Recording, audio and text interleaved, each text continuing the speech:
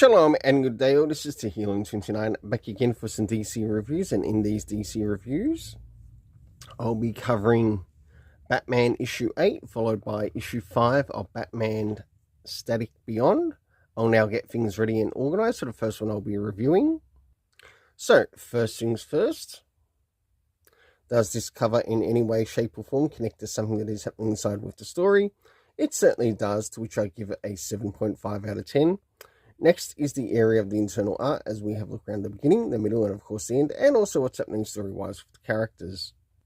So as the story begins, we see that there are 3 events taking place in different parts of Gotham, and of course there's some people making an appearance.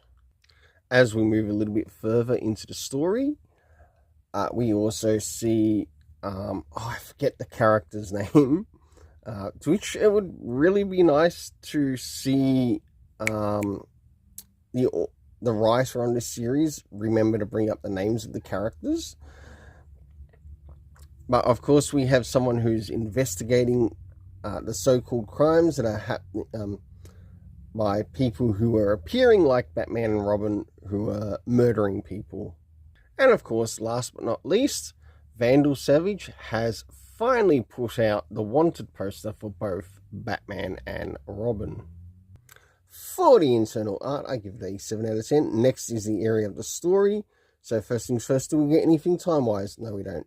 Next is the location, everything taking place in Gotham, of course.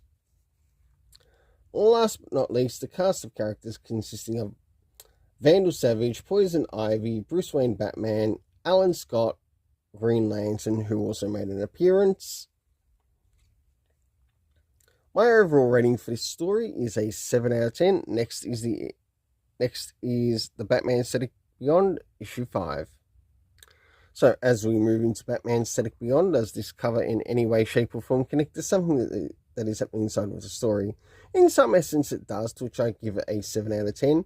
Next is the area of the internal art, as we have a look around the beginning, the middle, and of course the end, and also what's happening story-wise with the characters. So as the story begins, it begins in Dakota City, where we have the return of Terry McGinnis coming to help out in the area to which Virgil is in.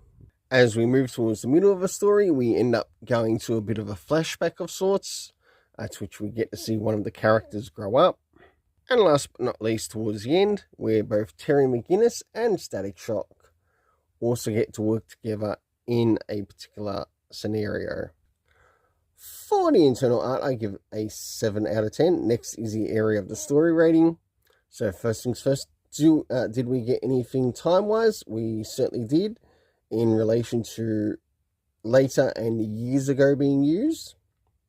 Next is the area of the locations, consisting of Dakota City, Neo Gotham, and also Deep Space. Last but not least, the main cast of characters consisting of Virgil, who is Static Shock, and of course Terry McGinnis, who is Batman Beyond. My overall rating for this story is a 6.5 out of 10. Until then, let's keep it colourful and have yourself an awesome day.